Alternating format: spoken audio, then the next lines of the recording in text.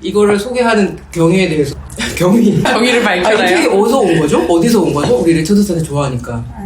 제가 추천한 거 같고 세네 책이 나왔네 이제 하고 이제 이 책을 봤는데 그 파블로 샌드라라고 하는 건축가가 그러니까 세넷의 이야기를 듣고 그걸 자기가 어떻게 디자인적으로 해석해서 이게 실제 액팅 플랜을 또 어떻게 할 수 있나 이런 이야기가 담겨 있다고 하니 되게 뜬구름 잡지 않고 뭔가 구체적인 것들이 나올 것이다. 그리고 그 지점에서 우리가 어느 만큼은 이론이 실패한 부분도 있을 것이고 또 우리의 구체적인 사례들과 이렇게 접목해서 비교하면서 읽어볼 수 있는 지점이 있을 거다. 이건 해외 사례니까 잘 모르지만 그래서 이제 이거를 했고 그래서 제가 이 책을 읽기 직전에 저희 그 신간 소개하는 내용 그 기사 작성하는 거를 이제 그 기자가 써준 거 이제 컨펌해주면서 피드백을 주면서 이제 보도자료만 한 3번 읽은 것 같아요. 근데 너무 재밌는 게 있는 거예요, 이 책이.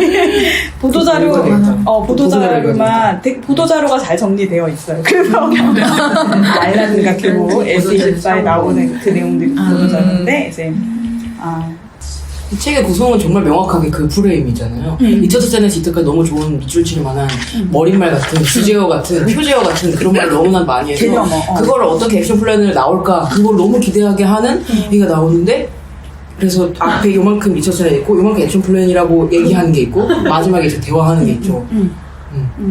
어떠셨나요? 3단 구성. 저는 어쨌든 저는 그래서 이 책을 그냥 허우적대면서 읽다가 이거 그냥 이번 주 독서모임 못 가겠는데? 약간 이렇게 이제 안 가야 되겠다 이제 이렇게 생각을 했는데 이러면 안 되겠다. 내가 이거 리처드 세넷 어차피 우리가 책이 훌륭한 건 알잖아요. 입증돼 있잖아요. 그래서 이제 이걸 나 혼자는 못 읽겠다 해서 이제 다시 처음 와서 이제 쓰면서 읽었어요. 그래서 이거를 액션 플랜이 내가 원하는 액션 플랜이 나오면 그거에 대해서 좀 액션 플랜을 따로 모아내려고 했는데 하나도 안 나왔어요.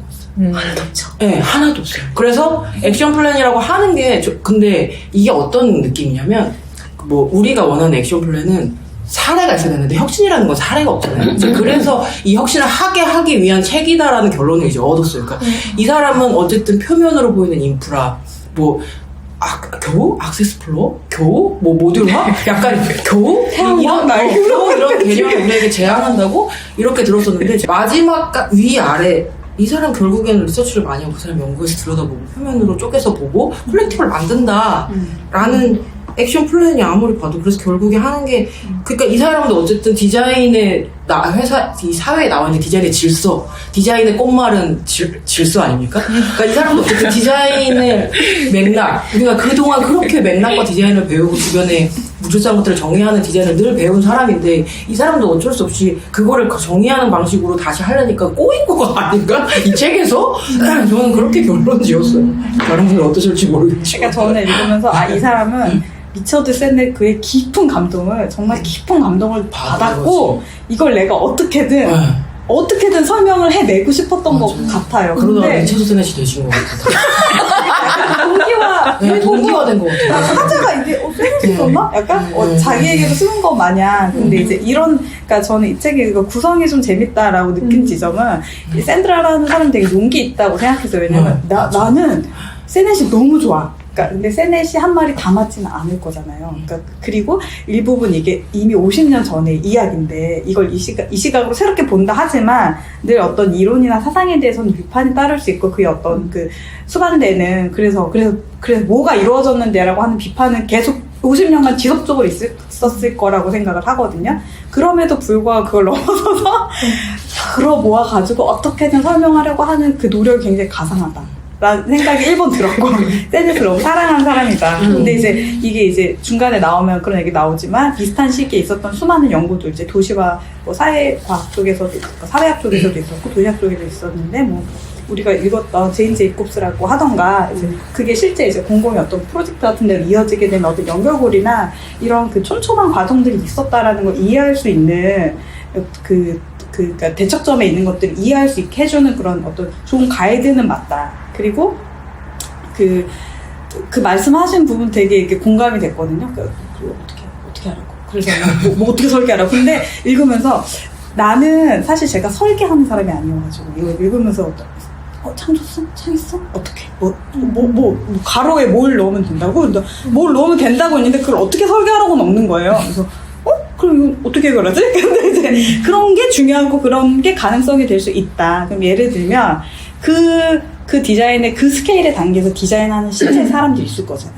그러니까 나는 하지 않지만 뭐 사인물을 설계한다라던가 진짜 보도블록을 이렇게 뭐 설계를 한다라던가 아니면 어떤 진짜 그 디자인을 하는 사람들이 이 책을 볼 때 나랑 좀 다른 관점에서 진짜 밑줄쳐 가면서 아 내가 상상하고 시도해보려고 했던 것들이 이 사람의 어떤 말에 되게 뒷받침해주는 거라고 느낄 수도 있잖아요. 그러니까 아닌가? 설계하시는 분들 느낄 수도 있을 거는. 저도 너무 물리적인 걸 기대하고 들어서 너무 안 나와서 그리고 너무 익히 이거는 우리가 보고서나 이런 데 많이 쓴 부드러운 소재 뭐 경계를 허문다, 뭐 교류를 만든다 담장을 허문다, 투과성 있는 담장 이런 거 있잖아요. 실망스러웠어요. 그러니까 몇 가지 키워드처럼 개념으로 쓸 수 있는 것들은 좀 잘 정리가 돼서 쓸 수 있는데 실제적으로 적용하는 것들은 말씀하신 대로 이미 아주 오래전부터 적용해 오는 것들에 대한 얘기들이라 그런 부분이 조금 약하게 다른 스케일인가? 다른 스케일인가? 근데 그러면 그런 것들로 왜 적용을 했는데도 이런 게 안 될까 뭐 이런 것도 생각해 볼 지점인 것 같긴 하네요. 이미 다 있는 솔루션이면 솔루션을 잘못 적용한 걸 수도 있고 뭐.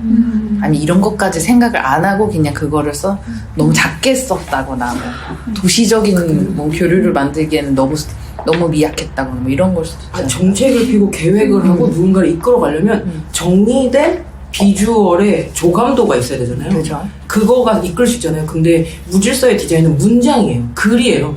그래서 이 자체가 정책 1번이고 1조 1항인 거예요. 이걸로 사람들에게 조감도를 제시할 수 없잖아요. 그쵸. 너무 좋은 말이라는 건 알지만 우리는 슬로건과 확실한 조감도가 있어야지 계획을 시작하고 일을 뿌리고 이게 하위 조직으로 내려가잖아요. 근데 이 사람의 제인 제이콥스가 말하는 좋은 디자인, 리처드 세넷이 얘기하는 좋은 도시는 책인 거예요. 그런 건 거예요. 그래서 나는 정말 좋은 디자인, 도시 설계는 글이구나. 좋은 도시 설계는 글이구나. 근데 우리는 엔지니어링이잖아요, 우리한테는. 그래서 그거 생각했어요. 저는 만약에 지구단위 계획이라고 하면 지구단위 계획. 지금 너무 서울시가 통제하기 위한 지구단위 계획 지침을 만들어서 계획가 입장에서는 그냥 그걸 따를 수밖에 없는, 건물은 무조건 이래야 되고 면적 30% 이하로 해야 되고 이런 식의 지침만 하니까 우리가 창의성을 발휘할 수 없어서 우리 역량이 더 작아지고 우리를 더 낮게 보고 이런 비판을 많이 하는데, 이게 인프라의 중요성 얘기 나온 것도 너무, 그러니까 요소를 막 진짜 하나하나 우리가 물리적으로 적용할 수 있는 게 없는 게 저도 너무 처음에는 좀 아쉽기도 하고 허무했는데 다시 한번 다 보고 나니까 정신적인 지침서를 준 것 같아요. 오히려 정말 물리적으로 실현할 수 있는 걸 줬다면 이거는 그냥 한시적인 적용서에 남았고 무질서가 없어야 되는 게 아니라 관리돼야 되는 거라고 하잖아요. 그래서 저는 오히려 보고 나니까 어떤 요소를 그러니까 계획가가 그냥 그 공간에 대해서 그 시간과 그 사람들에 대해서 보고 난 다음에 적용하는 거고, 이거는 이런 점을 내가 참고해야 되겠구나 하는 지침서인 것 같아요. 근데 그런 입장에서는 되게 실무적으로 인프라가 얼마나 중요하고, 인프라는 도시의 조건을 만들고 가능성을 제시해주는 요소야. 이런 걸 아는 것만으로도 계획을 할 때 단계가 되게 달라질 것 같아요. 인프라를 전혀 보지 않았다. 아니면 모듈, 이 테크니크 플로어 같은 모듈이란 게 얼마나 또 이렇게 아상블라주처럼 적용될 수 있는지도 되게 중요한, 그러니까 정말 딱 정신적인 지침서를 준 것 같아요, 가이드랑. 근데 저는 거기서 되게 중요한 핵심 중에 하나가 뭐냐면 이 사람이 끊임없이 말하는 그 어조 중에 뒤에 항상 근데 이거 안 될 수도 있어. 이거는 질서를 부여하는 게 아니라 무질서에 대한 계획 플랜이기 때문에 이거는 창조적으로 계속 트라이 해야 되는데 안 될 수도 있고 실패할 수도 있고, 실패할 수 있는 사례는 이런 경우에 뭐 탑다운으로 하는데 어디까지는 했는데 3, 4년까지는 됐는데 그 이후에는 또 다 손 놓고 다 말아버리면 이 도시에선 그게 무질서가 끝날 수도 있어. 그런데 그렇지만 이거를 계속 가져가야라고 한다고 말하는 게, 그래서 조금 이게 제가 생각하는 거랑 다를 수도 있지만, 그러니까 그 모더니즘이 기능주의 도시의 어떤 그 전형을 만들어낸 어떤 그 캐논을 딱 만들어줬잖아요. 딱 이렇게 해야 돼. 근데 이제 그게 아니라 그 모더니즘 말고 그럼 우리한테 무슨 대안이 있는가 할 때 이제 나왔던 게 60, 70년대 그게 포스트 모더니즘. 그게 서양의 막 건축이 막 휘스럽고 또 그게 이제 아시아로도 오고 지금 그리고 60, 70년대 그 도시들이 겪었던 어떤 서구 도시들의 진통을 이제 아시아 도시들은 더 빨리 압축된 시간 안에 막 겪고 있는 건데 이제 그럴 때 포스트 모더니즘 실패했다 혹은 모더니즘에서 벗어나려고 하는 사고의 틀이 잘못됐다라고 하는 그래서 약간 모더니즘으로 다시 회귀하려고 하는 그런 건축가나 도시계획가들도 있잖아요. 이제 약간 그것도 이제 과거에 대한 어떤 뭐 회귀 본능 같은 걸 수도 있는데 어딘가 자꾸 이렇게 기대려고 하니까 근데 이제 태제가 있고 반태제가 있다고 하면 이 아덜스로 가는 이 반태제 그러니까 모더니즘이 아닌 다른 대안에서 우리가 실패했다라고 마침표를 찍을 수 없었던 것 같아요. 그러니까 우리는 실패했지만 우리 60, 70년대 선배들이 실패했지만 그러나 우리는 다른 가능성에서 이거 지속적으로 질서가 아닌 다른 대안에 대한 탐색을 끊임없이 해야 해. 그렇지 않으면 그러니까 우리는 계속 어쩌면 모더니즘으로 돌아가려는 시도를 할 수도 있고 그렇다 보면 되게 중앙 집권적이고 권력의 통제 안에 오히려 개인들의 개인성이 다 말살되고 어떤 군주 안으로 들어가서 우리가 계속 통제당하는 어떤 상황 속에 놓일지도 몰라. 그럼 너네 진짜 개인을 잃는 거야. 너네 개개인답게 살아가고 있는 이 체계 안에서 도시 안에서조차 이렇게 속박당하는 거야. 약간 이런 톤으로 저는 다가왔어요. 그래서 제가 이전에 이 책을 한번 언급했는데 마크 피셔가 이제 자본주의 리얼리즘에서 썼던 좀 빠졌다는 근데 불행하게도 본문을 못 읽고 앞에 서문이랑 뒤에 후기만 봤는데 그거 못 빠졌는 거야. 근데 그거는 너무 빠졌어요. 왜냐면 약간 사역자같이 자본주의 사자죠. 좀더 읽고 와서 말씀드릴게요. 근데 그러니까 이 막상 들어가기 전에 이해하고 싶으니까 이제 이 뒤에도 이제 해제 같은 거 있잖아요. 그래서 옮긴 사람은 잘 알겠지 해서 이제 읽었는데 너무 재밌게 읽었던 한 밤에 이 책을 사고 새벽에 한 2시간 만에 다 그 부분을 읽으면서 자본주의가 그러니까 자본주의, 그러니까 이 자본주의에 대한 그 대안이 없다. 이것도 해보고 저것도 해보고 그래서 막 약간 그런 내용이 나와요. 이 자본주의 어떤 이 굴레에서 벗어나기 위해서 뭐 영국에서는 그 등록금을 촥 인상하고 정부에서 정책적으로 그러니까 그 좌파라고 이른바 자기들의 입으로 좌파라고 말하는 사람들이 결국 정치적 권력을 얻기 위해 그 등록금 인상을 2000년도에 이제 갑자기 시행하면서 학생들이 한 100만 원 내다가 500만 원 내야 돼 이런 상황이 등장했을 때 학생들이 들고 일어났거든요. 근데 그런 운동을 할 수 있는 기반을 이제 영향을 줬던 제 이 책이라고 하는데 그러니까 어떤 정치적인 행동을 우리가 하지 않으면 우리가 이 통제와 이 사회가 점차 그 권력화되는 구조 안에서 빠져나갈 길이 없다는 거예요. 근데 그렇다고 생각하면 이들이 안주하면 안 되잖아요. 근데 이제 자본주의는 신자유주의로 가면서 점차 안주할 수밖에 없어. 왜냐고? 대안이 없어. 이게 답이야. 너는 그냥 이렇게 살아. 그러니까 계속 그 자본이 자본을 벌어주는 시스템이기 때문에 이제 여기서 개인들은 점점 힘을 잃는 거잖아요. 권력화돼서 어떤 집단이 형성하지 않거나 그러니까 여기서 말하는 수많은 콜렉티브들이란 건 거대 군중이나 거대 어떤 커뮤니티를 말하는 게 아니라 로컬이나 굉장히 어떤 특정한 관심사에 의해서 자생적으로 생겨나는 그런 집단들을 말하는 건데 이 자본주의 리얼리즘에서는 이렇게 그러니까 그런 걸 본 거죠. 그러니까 대안이 없으니까 너는 근데 그냥 없어 대안이란 없어 라고 이제 딱 마침표를 찍었다는 거예요. 근데 그게 서브프라임 모기지론 있고 2007, 8년도 이때 그러니까 두 번의 이제 경제 위기가 세계적으로 이제 찾아오면서 근데 이제 그러면 안 된다고 이 사람이 항변했던 거예요. 이 시기에 대안이 없다라고 말하면 안 된다. 대안이 있다. 대안이 있다고 말하고 그걸 실행하려면 우리가 행동해야 하는데 그게 정치적인 레벨에서 문화적인 레벨에서 그러니까 이 사람이 약간 대중문화도 비평하시는 분이라고 하더라고요. 음악 비평이나 영화 비평도 많이 하시고 그래서 약간 뭐라 그러지? 이렇게 딱 장르가 정해지지 않은 엄청난 그런 비평계에서 활동하는 약간 힙한 인물이었던 거예요. 2007, 8년도에. 근데 이분이 했던 그 평가의 메인 스트림이 그 뭐지? 그러니까 무슨 잡지 이런 게 아니라 블로그, 파워 블로그. 그래서 그 블로그가 인터넷이라고 하는 그 장이 막 리플도 달고 거기에 막 글도 달고 하면서 이분의 블로그가 엄청나게 그 어떤 집단 지성이 모이는 대안을 모색하는 집단 지성들이 모여서 그 장을 열어주는 민주주의의 한 그 장을 열었던 거예요. 영국의 그 사회에서 그래서 꽤 큰 영향력을 미쳤었대요. 그러니까 레거시 미디어를 이용하지 않고 우리가 소위 이른바 말하는 그 인터넷이라고 하는 아주 평등한 그러니까 그 당시에만 해도 그런 게 있었죠. 그래서 평등하다고 여기 우리가 드디어 이런 공간을 실현했다 하면서 이 사람이 굉장히 많은 주목을 받았고 이분이 이제 그때 썼던 많은 그 에세이들을 모아서 첫 책을 이 책으로 냈던 건데 이걸 내고 난 이후에 이제 또 그런 온라인도 점점 자본에 의해서 잠식당하고 그 계정들이 없어지고 뭐 한 이런 것들을 보게 됐나 봐요. 그래서 이분이 2016년도인가 이제 우울증 때문에 스스로 생을 마감해서 돌아가셨는데 그래서 이 책이 거의 유일한 아니 대안을 찾아주는 계속 찾기를 바라고 그거 있었는데 되게 상징적이다. 그럼 자본주의보다 지구 종말이 빠르대요.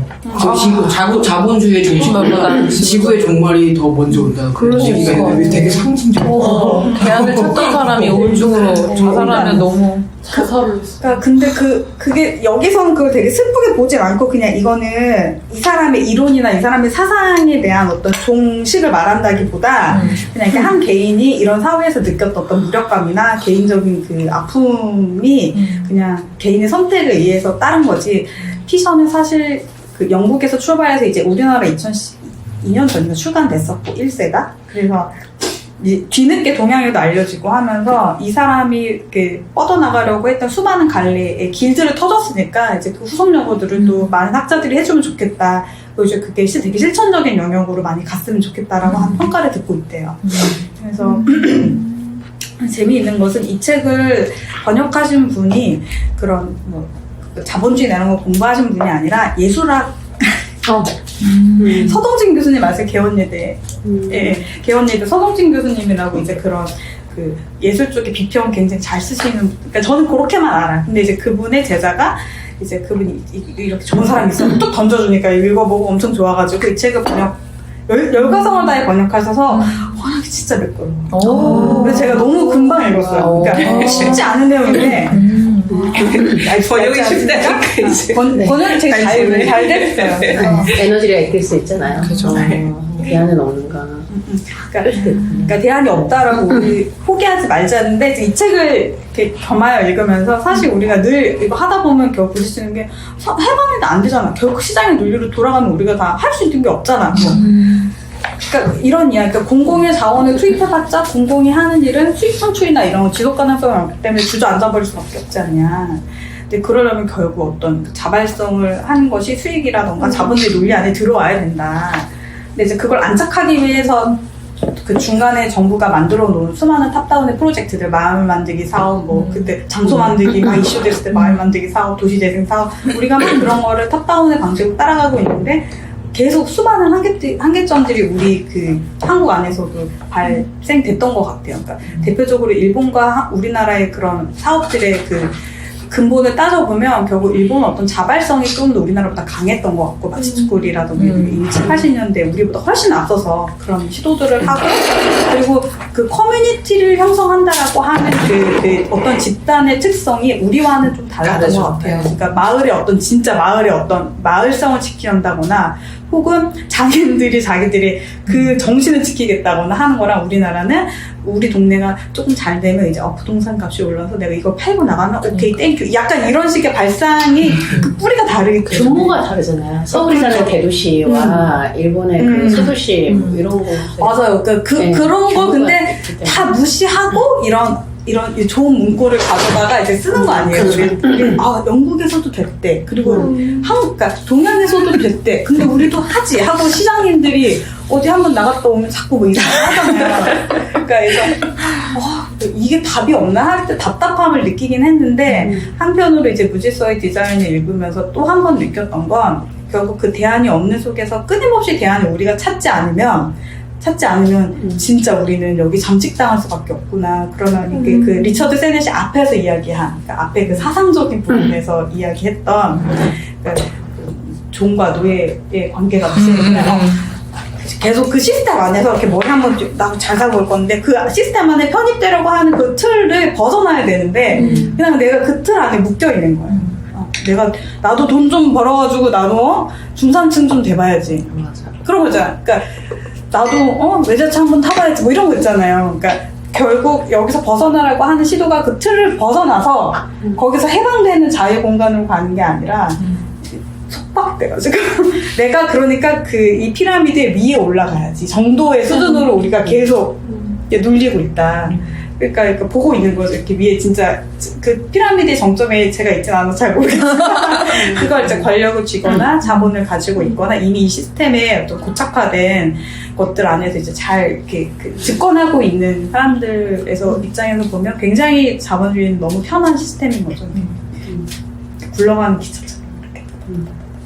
그래서 무질서의 디자인이라는 책은 어쩌면 구체적인 액션 플랜을 다 제시하지 않는다 할더라도 그런 실패를 두려워하지 말고 그럼에도 불구하고 계속 나아가야 우리에게 또 다른 대안을 찾을 수 있다라고 하는 일종의 격려?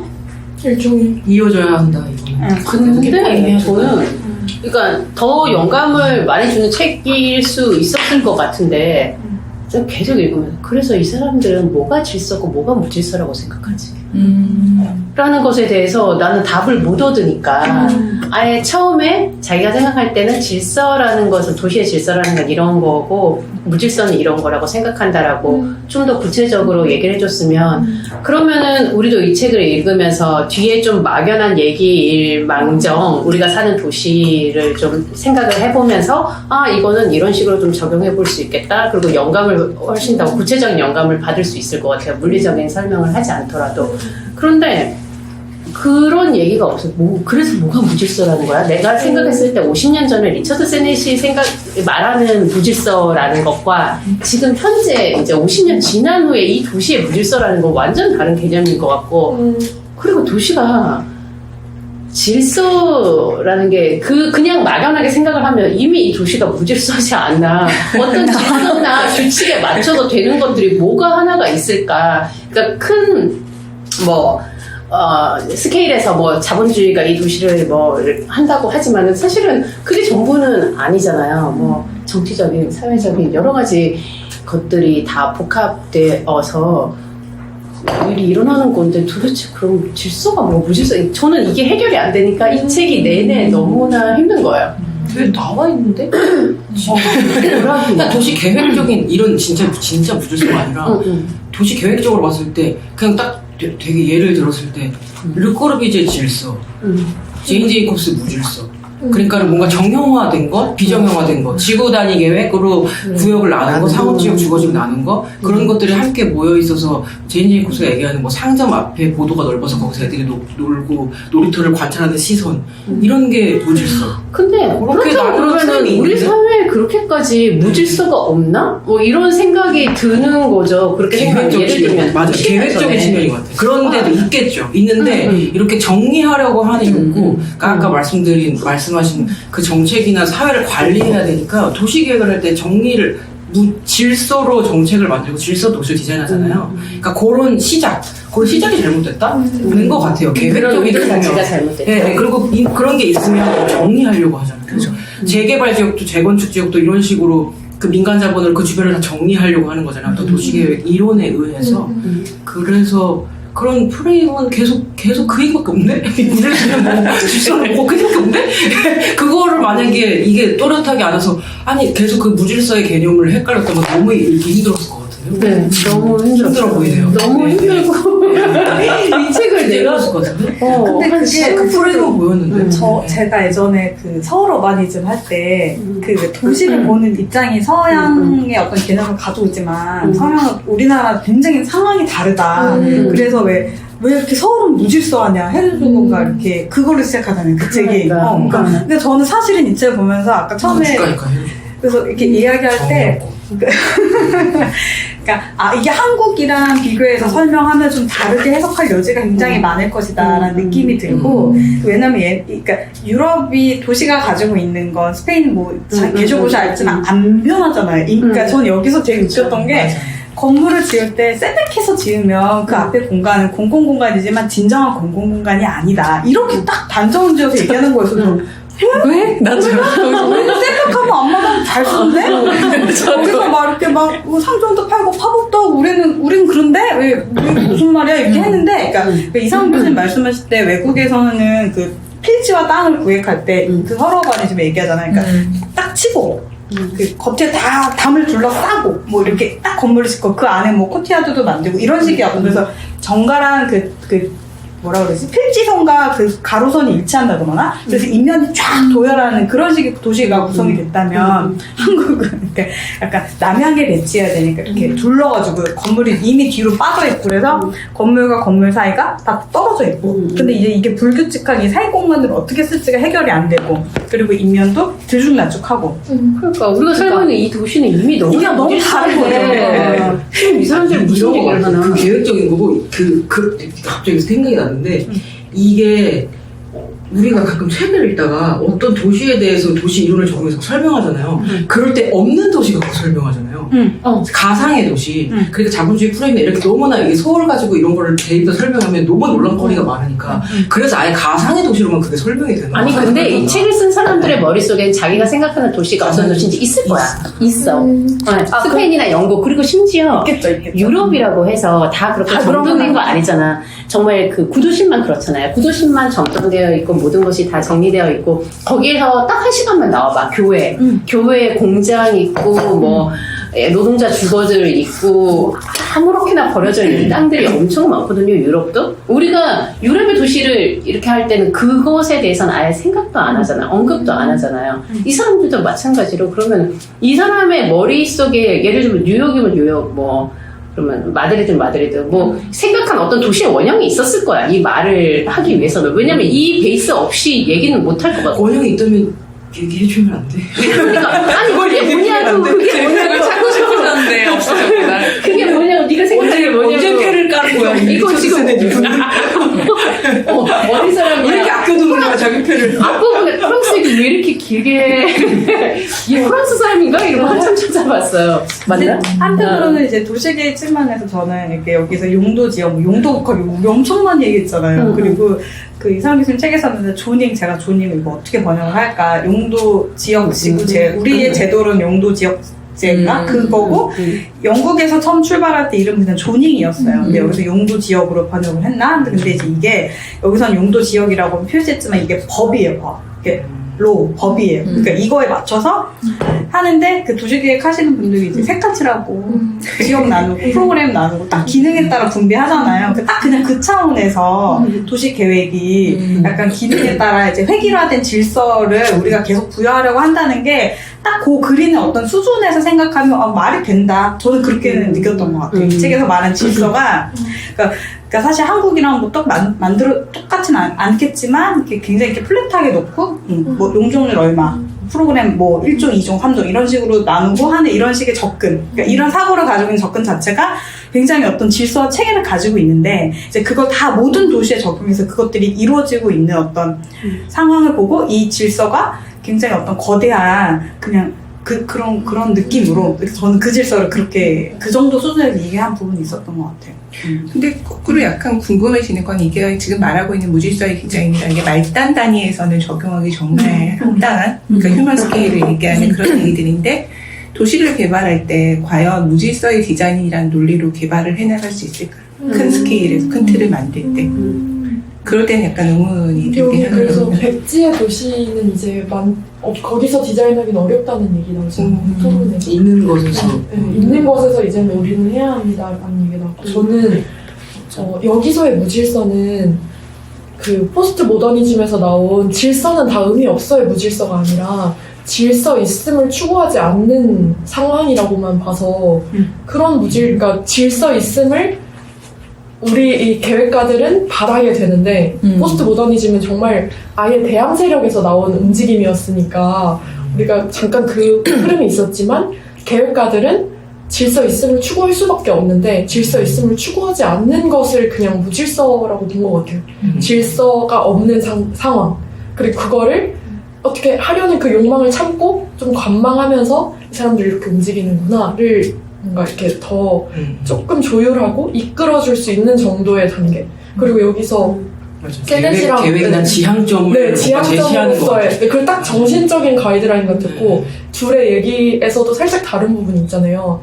샌드라는 이 사람들이 이렇게 하려는 것 같지 않아? 이러니까 우리가 이걸 하도록 도와주자 라면 세넷은 아니야, 이 사람들도 자기가 뭘 원하는지 모를 수 있으니까 그걸 보여주자라는 그 해제였나요? 토론에서 얘기, 제 생각은 조금 다른데요 하면서 나왔던 얘기가 너무 재밌었거든요. 계획가가 너희가 원하는 거 이거 아니야? 하는 것도 살짝 샌드라는 활동가 성향이 있어서 그런지 우리가 이걸 목소리를 내줘야 돼 라면 세넷은 조금 더 뒤에서 보면서 이렇게 다양한 가능성을 제시해주는 역할을 생식 경험이 좀 더 많아서 그런 것 같아요. 왜냐면은 지난 10년에서를 생각하지 않을 수 없잖아요. 이 책을 읽다 보면. 그리고 이 뒷부분 내용은 이거 그냥 서울에 지난 10년에 그 가운데 있었던 사람들이 책을 썼으면 우리가 훨씬 더 재미있게 공감하고 이제 사례들이 좀 하면서 읽을 수 있지 않았을까. 그리고 그렇게 활동하신 분들 분명히 뭔가 내용을 정리하고 있겠죠. 3, 4년 후면은 이제 이 자료들 그 사이에 있었던 수많은 시도들이 있었을 거예요.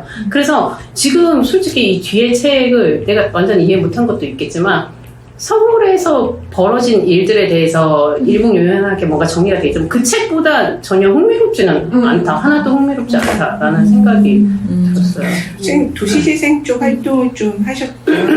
아니 뭐 그게 그렇지. 오늘 왜 이영선님이 네. 오셨을까? 그러게. 그분이 오셔야 되는데 그러니까. 그분이 정말 그 한 가운데서 10년 동안 굉장히 고생하면서 일을 많이 하셨거든요. 솔직히 리처드 스넷이랑이 뭐야 이 파브로 샌드라보다 이 일에 훨씬 더 많은 얘기를 풀 수 있을 것 같은데 감동이 많이 드네요. 아니, 그 사용자 참여 설계를 요즘 공공에서 굉장히 많이 하잖아요. 그래서 맞아. 건축 쪽에서도 사용자 참여 설계를 하고 도시 쪽에서도 그렇고. 그런데 이제 시민이 참여할 때 그거를 얼마나 반영하고 그걸 할 것인가가 늘 고민되는 지점이거든요. 그래서 사실 시민단체랑 또 일을 해보기도 했고, 그런데 약간 이렇게 굉장히 이제 적용하기 어려운 얘기들을 하실 때도 많고, 굉장히 강성으로 자기들의 주장을 관철시키려고 할 때도 많고, 이런데 그것들을 이제 어떻게 생각하시고, 그것들을 이제 대응하시는지가 조금 궁금하긴 해서. 그리고 생각보다 상상력이 별로 없어요. 그런 경우도 있어요. 또. 네. 맞아요. 우리가 네. 그걸 경험해보지 않았기 때문에 상상하기 어려운 게 있어요.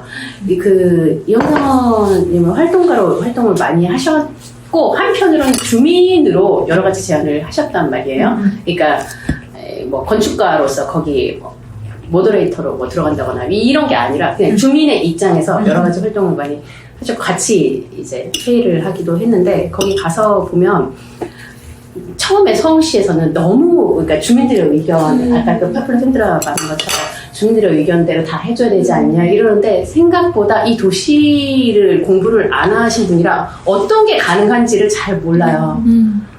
예를 들면 구이 이동에서 뭐 주민들이 뭐 원하는 게 뭐냐, 뭐 시에서 해주겠다, 뭐 이렇게 됐어. 그러면 주민들이 가질 수 있는 상상력은 한계가 있어요. 예를 들면 여기서 이렇게 땅 이만큼 해서 뭐 놀이터를 만들어주면 좋겠다. 경사로가 아닌 곳에 평지에 놀이터가 있으면 좋겠다. 이런 얘기 충분히 할 수 있는데 그 사람 그런 걸 어떻게 해? 그게 가능해? 그건 가능하지 않다고 생각을 해요.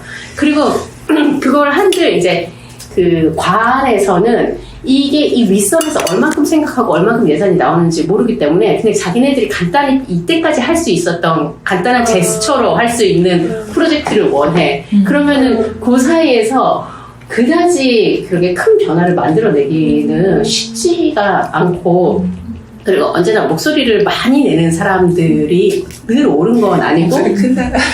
네, 그리고 많은 사람들의 의견을 대변하는 것도 결코 아니잖아요. 그래서 그 서울시에서 하는 여러 디자인 컨퍼런스나 이런 걸 제가 꽤 자주 이제 온라인으로도 보는데, 막판에는 그런 얘기가 나왔었어요. 그러니까 초반에 전문가나 뭐 이런 사람들의 의견을 전부 배제하고 주민 의견이면 다 맞잖아. 거기 사는 사람들의 의견이니까 다 맞으니까 그렇게 다 해줘라는 식으로 진행을 왔던 것이 과연 이게 올바른 방향이었나. 예를 들면 위에서 전체적인 큰 그림이 있고 이걸 제안을 했을 때 거기서 좀 더 구체적인 얘기들을 뭐 이끌어가고 변화를 시킨다거나 이런 게 맞지 않았었나 뭐 이런 얘기들이 이제 막 2, 3년 전부터 나오기 시작하거든요. 그래서 지금 이 논의는 사실은 서울에서 그 활동하신 분들의 고민이 다 지나간 얘기가 아닌가라는 생각이 들었어요. 이 생각 다들 해보고 실제로 경험을 굉장히 많이 했을 거예요. 근데 저는 여기서 말한 인프라가 딱 그 역할이 아닌가라는 생각이 드는 게, 사람들이 그냥 우두커니 다 서 있어요. 많은 사람들이. 근데 뭔가를 해주긴 해야 되는데 뭘 해줘야 될지 모르니까 뭔가 발이 그냥 이렇게 좀 뛰어놀 만한 큰 매트를 갖다 줘요. 그러면 사람들이 일단 그 위로 올라오잖아요. 그 위로 올라와서 뭐 손을 잡고 있을 수도 있고 뭘 할 수 있을 수가 있으니까 그냥 이렇게 각계로 움직일 때가 아니라 이 사람들이 여기 올라와서 어떤 행동을 하는지 지켜보기 위해 정말 최소한의 인프라를 만들어주는 도시의 조건을 일단 이 위로 올라와를 만들어주고 가능성을 제공해주는 요소로서의 인프라라는 그게 딱 방금 말씀하신 그분들이 이제 결론 지은 우리가 뭔가는 그러니까 어떤 최소한의 뭔가는 해줬어야 됐다. 주민들이 그냥 0에서 다 할 수 있게가 아니라 이게 뭔가 저는 그 인프라의 역할이 아니었나라고 그리고 일단 시민 참여가 시민의 의견을 듣는 게 목적이 아닌 것 같다는 생각이 저는 들거든요. 그리고 시민 참여하면은 이제 안 오시잖아요. 그 지자체나. 근데 저는 시민의 목소리를 듣는 게 아니라 다 같이 우리 배워보자의 의미여야지. 그래서 이걸 어떻게 고치는지 알자. 이게 목적인 것이지. 이게 시민의 의견을 듣자라고 하는 것 자체가 저는 틀린 목적이라고 생각하거든요. 근데 그게 목적이 되다 보니까 거기서 다 문제가 생기는 거야. 그럼 건축가는 이거 이렇게 해야 맞는데 시민이 이렇게 하자고 해가지고 이렇게 됐다 그러면은 사실 시민의 의견은 비정가잖아요. 여기서 갑자기 막 빨간색이 나오면은 여긴 빨간색이 나오면 안 되는데 그러니까 약간 시각적 확보가 안 돼. 막 이럴 수가 있는데 진짜 이런 거 같아. 그런 공청회 같은 거 하면 어떤 목소리 그 시민이 해서 그렇게 되고 결국에 우리가 이런 거를 전문가가 아닌 사람들의 의견을 들을 필요가 있는가 이런 식으로 시민은 음해해. 약간 이런 식으로 결론 나는 거 같지 않아요? 그러니까 거기서 사실은 근데 그러니까 그거를 되게 코디네이션 하는 거가 약간 우리가 프로가 없나? 진짜 약간 그런 프로세스 되게 많아요. 공청회 같은 거 하면. 그러니까 왜냐면 정말 그게 되게 중요한 깨달음인 것 같아요. 근데 서울시에서는 이걸 5년, 6년, 7년 정도 하고 얻은 깨달음이에요. 굉장히 많은 시행착오를 하고. 근데 제가 생각할 때, 그러니까 이 책에서 그래서 그 인프라의 뭐 장을 만들어줄 때 배움의 장이 되어야 한다라는 얘기하고 되게 중요하게 지적했던 부분이 그걸 충분히 실험해보고 우리가 리서치를 할 수 있는 시간이 필요하다. 맞아요. 이 책에 그 부분 제가 몇 쪽이 기억은 안 나는데 너무 짧아. 도시를 개발하기엔 인생이 짧아. 2, 30년 해봐야 되는데 누가 40살이 시작하면 70살이 되잖아요. 근데 도시 개발이랑 인간의 세계주기랑 좀 안 맞지 않아요? 그리고 심지어 그 선거에 한 번씩 이거를 성과를 내야 되니까 4년 5년 짧고. 그러니까 너무 짧아. 그래서 지금 이 모든 사단이 나는 그리고 거야. 4년 안에 실현하려면 정말 질서 있게 조감도를 만들어놔야 돼요. 지구 단위 계획을. 그래서 무질서가 수용이 될 수가 없죠. 그러니까 30년간 정치를 그 바르셀로나 그때 오셨을 때 20년? 막 그게 한 17년 동안 한 정부가 한 계속 있어서 그래도 우리도 그게 가능했었다라고 얘기를 하는 거지. 그렇지 않았으면 그러니까 그냥 되게 단순하게 생각하면 공공에서 하는 설계 공모도 좀 큰 거, 큰 거 하려면 맨날 그런 행정의 연속성이 없어서. 맞아. 중간 10번 바뀌어요. 중간이 자꾸 바뀌는데 바뀔 때마다 사고로 가. 그러니까 우리 도시가 어떻게 따지면 굉장히 급변하고 있고 서울이 굉장히 이렇게 시대에 되게 잘 막 이렇게 빠르게 변하는 그 속도를 가지고 있잖아요. 근데 생각해 보면 여기서 말하는 어떤 그런 진짜 풀뿌리? 그러니까 바텀업으로 이렇게 올라오는 그런 풀뿌리의 과정이 행정과 함께 연속돼서 가려면 그런 어떤 그 인프라가 여기도 그런 말이 나오는데 이제 뭐 거버넌스 같은 얘기들 있잖아요. 그러니까 여기까지 사실 그 단계까지도 연속성이나 시간에 대한 개념을 함께 가지고 갈 수 있는 전문가와 그런 리더들이 필요한 부분이 아닌가 막 그런 생각도 한편으로 들더라고요. 그래서 저는 이거 보면서 이번에 서울도시건축 전시관 옥상에다가 그 식빵마루라고 비닐로 아세요? 비닐로 만든 이렇게 뭐지? 비닐하우스 같이 생긴 샤빌리온 이름이 식빵마루. 비닐하우스 이렇게 해가지고 그 모양이 식빵. 그 제목이 식빵마루인데 우리가 이제 식빵처럼 생겼다고 이렇게 생겼어. 근데 왜 식빵이라고 하는 거야? 식빵이라고 하는 거야? 방 개념으로 방 개념으로 방. 이렇게 되어 있으니까 이제 그거를 뭐 아주 정해진 인력의 예산 안에 디자인도 하고 시공도 해야 되고 일정 기간 그게 이제 사용도 돼야 되고 하는데 이제 그거를 기획했었던 게 이제 메스스터디스 조미석 소장님이 이제 그거의 그 운영위원 같은 거로 하고 그 전에는 초청해서 했다가 이번에 오픈콜로 해서 누구나 다 초청할 수 있게 젊은 건축가들 그렇게 해서 바뀌어서 이번에 선정된 게 그 방마루였는데, 그러니까 거기에 왔던 안들 중에 되게 여러 가지 안들이 이제 올라왔었어요. 한 최종 파이널리스트 올라온 5개 정도에. 근데 이제 거기서 인상적이었던 게, 누구지? 셰페레이라 말고 되게 유명한 분이 누가 제안하셨던 건데, 초록 색깔이고요. 그러니까, 실현은 안 됐던 것 같아. 근데 그 안들 중에, 이 광장이 가지고 있는 어떤 대중의 그 목소리를 대변할 수 있는 광장의 의미 있잖아요. 그러니까 이거에 대한 해석을 계속 하는 거예요. 그러니까, 근데 이제 서울 광장이 그런 의미를 가지게 된 게 언제부터지라고 생각해보면, 월드컵? 월드컵 할 때 사람들이 막 거기 막 몇십만이 모였잖아요. 근데, 그러니까 이런 이벤트 한 번의 사건이 도시의 어떤 공간을 바꿀 수 있고, 어떤 일만 있으면 이제 시청 앞에 모이잖아요. 물론 그 전에 민주화운동 할 때도 이제 거기다 점령했겠지만 거기는 어떤 상징적인 공간이 되고, 그러니까 그런 식의 그 사건으로 이 공간의 어떤 공공성과 장소성이 또 변하고 또 확장됐다면 그 바로 앞에 인접한 도시건축 비엔날레 그 전시관의 옥상도 그러한 그 발언할 수 있는 사람, 뭐 세월호든 뭐든 와서 얘기해라. 뭐 코로나 때문에 죽은 사람들도 억울하고 거기 천막 쳐놓고 하잖아요. 그래서 앞에 천막 치지 마시고 올라가서 말씀하세요. 약간 이런 의미인 거예요. 그래서 그런 장을 하나 깔아주자. 어차피 사회적인 발언의 장이 필요하다면 우리가 이 전시관 옥상을 그런 용도로 내어주자. 약간 그런 제안들도 있었어요. 그러니까 이제 이게 큰 돈을 들여서라기보다 의미와 이 공간의 어떤 그 공공성에 대한 이게 진짜 공공성이 아니냐. 우리가 여기다 무슨 파빌리온 돈 들여서 이쁜 거 만들려고 하지 말고 그런 장을 깔아줘. 이들을 잘 쓸 수 있게 천막 앞에 있고 텐트 이거 치우고 올라가서 하시라고 해. 약간 이런 느낌인 거예요. 그래서 제가 이제 공공성을 생각할 때 그 도시를 바라보는 관점이 이렇게 달라지고 그러니까 얘가 이 사람의 말한 것 중에 어떤 프로세스를 만들어야 한다. 그러니까 도시가 그런 그 무질서로 가기 위한 프로세스가 우리에게 필요한데 그건 한 번의 사건일 수도 있고 어떤 그 몇 번의 모임일 수도 있고 이런 이야기가 책 중간에 나왔었거든요. 그러니까 이런 식으로 그래서 막 그런 생각이 드는 건 성수동에 팝업 스토어가 그렇게 한 달에 몇 번씩 열리는데 팝업 스토어를 어떤 같은 건물 안에 살 게 아니라 정말 공공의 가치와 의미가 있는 이런 팝업 스토어 같은 것들이 도시 안에서 진짜 게릴라처럼 마켓 앞에서도 하고 성수동에서도 하고 어떤 그러니까 이건 팝업 스토어는 굉장히 상업적인 공간으로 느껴지잖아요. 근데 그게 아니라 이런 도시 안에서 어떤 변화를 꿈꾸는 사람들이 콜렉티브들이 그런 활동을 이렇게 막 게릴라처럼 한다면 우리 도시 안에서도 이런 일련의 사건들을 자꾸 만들어가면서 이 사건이 공간의 장소성을 바꾸고 그게 더 공공성으로 가는 가치를 가지게 되고 이러한 변화들이 어쩌면 이 사람이 말하는 거대한 무질서 개념의 한 일부가 아닐까 이런 생각도 조금 해봤던 것 같아요. 제가 느끼기에. 그래서 이거를 제일 잘하는 사람이 누구냐? 예술가들.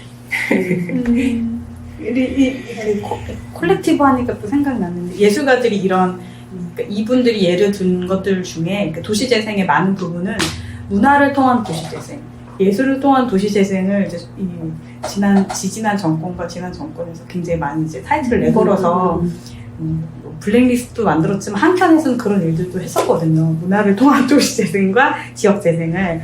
근데 이제 그때 생각해보면 예술가들이 어떤 측면에서 건축가나 디자이너들보다 훨씬 창의적이고 그 움직이는 힘이 강하다? 얘네는 잃어버릴 수 없는 사람들 우리는 그걸 정말 동의를 하는 게 예를 들면 건축가들은 이제 시에서 거의 한 10년 동안을 도시재생 이런 얘기를 하고 할 때 그 상상한 것이 일본에서 가져온 얘기다 보니까 이웃끼리 사이좋게 지내는 그림이 가장 크게 뿅 떠있고 이제 그걸로 우리 다 했었잖아요. 마을 축제. 엄청나게 마을 축제면 뭐 이웃끼리 사이좋게 지낸다가 가장 큰 캐치프레이즈인데 사실은 서울 같은 대도시에 그게 뭐 중요한 예술 중에 하나일 수는 있지만 그게 메인이 될 수는 없는 거예요. 그래서 어떤 면에서는 실패한 것도 있고 뭐 좋았던 부분도 있지만 실패했던 그 이유 중에 하나는 그걸 너무나 중요하게 생각해서인 것 같아요. 소도시가 아니고 이렇게 큰 도시에서 그게 제일 중요해? 정말? 그러니까 금방 말씀하신 거에 동감을 하는 게 예술가들은 그런 거에 매몰되지 않고 좀 더 큰 얘기들을 더 하고 있었던 것 같거든요. 지금 깨달았어. 지금 얘기를 하셔가지고. 그러니까 그래서 아트씬에서 하는 것들도 사실 되게 지속 가능성을 담보하기 너무 어려운 게 재단이 뭐 지역문화재단, 그러니까 구단위 재단 혹은 시 단위 재단의 돈을 받아야만 그런 공공예술 프로젝트라던가 이제 외부에 뭔가 설치하거나 하는 일들을 할 수 있더라고요. 그래서 좀 안타까운데, 그래서 근데 또 그 사람들은 굉장히 콜렉티브가 이렇게 우리처럼 조금 이렇게 건축사 사무소 이런 게 아니라 이렇게 문짝도 했었다 3시 했다가 4시 했다가 혼자도 했다고 막 이렇게 좀 그 그룹핑이 되게 자유롭잖아요. 그래서 그런 사람들이 이제 생산해내는, 그러니까 저기 남해 어디 가서 제가 생각이 안 나. 남해 무슨 미조항 앞에 돌창고. 돌창고 했던 그 팀들이 가서 이제 막 만들고 했잖아요. 이제 거기 건축가도 이걸로 해서 그 설계 홍보를 통해서 공간을 만들어주고 했는데, 이제 거기 운영하는 팀들이 이제 그런 팀들, 그러니까 예술로 그 동네를 계속 이렇게 바꾸려고 했었던 그 의식 있는 지역의 어떤 젊은 예술가들, 청년들, 뭐 이런 사람들이 이제 그런 프로그램들을 계속 돌리고 하는 거죠. 그러니까 생각해보면 결국 그 자본의 논리에 역행하면서 거길 따라가는 사람들은 그런 자본에 이제 종속되지 않으려고 하는 되게 그런 예술적인 상상력이 풍부한 사람들이 아무래도 그런 일들을 더 많이 지역에 사고 있다. 관련해가지고 그래서 인프라 여기서 태양열 얘기가 계속 나오잖아요. 그게 되게 중요한 것 같은 게, 왜냐하면 지금은 아까 여기서 책에서도 얘기하는 것처럼 인프라스트럭처에서 여기서 소비자와 그 인프라를 제공하는 자가 소비로 바로 들어가요. 그러면은 여기 돈이 바로 들어가죠. 그러면 여기서 받은 세금을 여기서 커뮤니티한테 주는 거죠. 그러면은 정부가 지금 5년마다 막 바뀌어요. 그러면은 5년마다 바뀌는 거마다 커뮤니티는 받을 수도 있고 안 받을 수도 있고 해서 지속성이 없는 거. 그래서 이제 태양열을 얘기를 하는 것 같아요. 태양열을 여기서 하면은 여기서 바로 가는 게 아니라 중간에 커뮤니티가 돈을 얻을 수 있는 계기가 되는 거고, 그 안에서 필요한 거에다가 예산을 더 분배를 할 수가 있으니까, 그래서 이 자립성을 얘기를 하는 것 같아요. 태양열을 인프라를 커뮤니티에 지고 있음으로써 그거를 예산 분배를 커뮤니티한테 주면은 지속성이 있잖아요. 그래서 그 얘기를 여기서 계속 태양열 얘기를 하는데, 커뮤니티 얘기가 계속 나오고, 여기서 공동체가 공동으로 인지한 커뮤니티가 무엇이고, 이거를 커뮤니티한테 그 운영 권한을 줘야 되는 를 이제 하면 싹 밀잖아요. 근데 여기서 이제 배움이 일어나려면은 이제 그게 지속이 돼야 되는, 뭐 예를 들어서 여기서 얘기하는 뭐 라틴 아메리카 생태계가 있었는데 그게 뭐 재개발하면서 없어졌다, 그런 얘기들이 나오는데, 을지로가 똑같은 것 같다는 생각이 좀 들었거든요. 을지로 생태계가 이렇게 있는데 이거를 이렇게 깨끗하게 밀고 질서를 만듦으로써 거기 있는 생태계가 사라지니까 배울 수 있는 그게 없어지는 거죠. 그럼 이제 다시 새로 만드는 거예요. 그래서 여기서 처음에 사넷이 얘기했던 뭐 재개발 우리는 방식을 하는 게 가지고 있는 거 가지고 이렇게 쌓으려고 하는 게 아니라 쫙 밀고 깨끗하게 하고 질서를 딱 만들고, 그런 방식으로 해서는 이게 쌓이지 않는다, 이게 그러면은 무질서가 생기지 않고, 그럼 배움이 쌓이지 않고, 그러면 이제 도시가 자본화 계속 되는 거죠. 왜냐면은 제가 얘기하기로는 도시 재개발이라는 것 자체가 투자 목적이 제일 크잖아요. 투자를 하고, 그래서 좀 더 중산층에게 팔고, 그렇기 때문에 싼 거를 비싸게 가치를 부여하는 일이기 때문에. 근데 그렇게 하면은 쌓일 수가 없는데, 그래서 제인 제이콥스가 얘기하는 거랑 이제 질서랑 연결이 되는 게, 대규모를 이렇게 밀어버리면 그 안에 헤리티지가 없어지는데, 이제 조금씩 밀면은 뭐 아직 안 밀린 거는 좀 저렴하니까 소위 말하는 예술가들이 와가지고 좀 하고, 여기는 이제 좀 자본을 얻었으면 여기 또 새로 만들고, 그러면은 건물들이 나이 들고 새로운 게 이제 연결되면서 어떤 건 좀 렌트가 싸고 어떤 건 렌트가 좀 비싸고, 그러면서 이게 무질서가 생기는 거가 필요하다라고 저는 좀 이해했어요. 저는 이 책을 반밖에 안 읽었지만 제가 이해한 것은 아까 말씀하셨던 그 되게 답답함을 호소하는 그 한 문장에 이미 들어가 있었던 것 같아요. 우리는 현실에서 조감도를 그려야 되는데 여기 무질서의 디자인은 책인 것 같다. 그 얘기를 하신 게 저는 되게 이거의 요약 정리 같이 느껴졌어요. 그러니까 우리가 뭔가를 이제 계획하고 이런 사람들 어쨌든 그 계획을 시각적으로 혹은 어떤 그 뭔가 결과를 만들어내는 게 집착을 해야 되는데, 여기서 얘기하는 거는 보이지 않는 어떤 그 이면에 아까 뭐 히스토리도 나오고 어떤 제도도 나오고 구도도 나오고 그런 것들을 새롭게 하는 디자인이 사실은 책처럼 이렇게 있어야 되는 거 아닌가. 그래서 그것들까지만 가이드를 주고, 알아서 어떻게 보면 이제 시간을 주고, 사람들에게 권한을 주고, 그런 어떤 그 권한을 주고받는 것도 구도를 바꾸는 그런 것들이 사실 새로운 지점 만드는 거 아닌가. 그런 생각이 들었어요.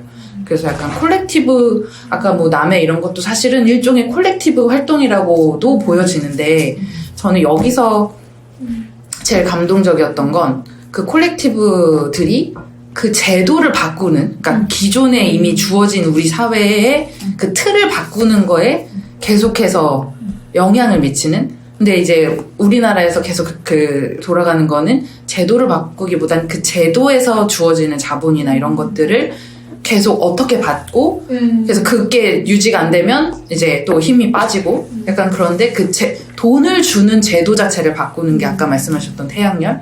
이런 얘기인 것 같았어요. 그래서 제가 약간 읽으면서, 이 얘기가 그거였구나 라고 했던 거는, 그 옛날에 뭐 뉴스에서 되게 그 건물을 차지하고 있던 사람들이 국가를 만들어서 뭐 독립 국가로 해가지고 유엔에 그 얘기가 정말 뭔 소리야. 그때 되게 뭔 소리지? 그래서 되게 허무맹랑하다. 그걸 이제 뉴스에서 접하고 되게 재밌다. 뭐지? 그랬는데 이걸 읽으면서 이제 나오더라고요. 그래서 몇 쪽이죠? 이게 75페이지. 여기서 이제 제가 되게 읽으면서 이게 이 맥락에서 나오는 게 그 얘기구나 했던 게, 국가라는 제도가 만들어 놓은 거를 바꾸려면 우리도 국가가 돼야 된다라는, 국가 대 국가의 구도를 만든, 네, 그게 되게 허무맹랑하지만 재밌는 거예요. 그래서 결국에는 이걸 하려면 국가를 만들어야겠다. 야, 네가 국가라서 네 법이 있으면 나도 국가를 해서 내 법을 만든다.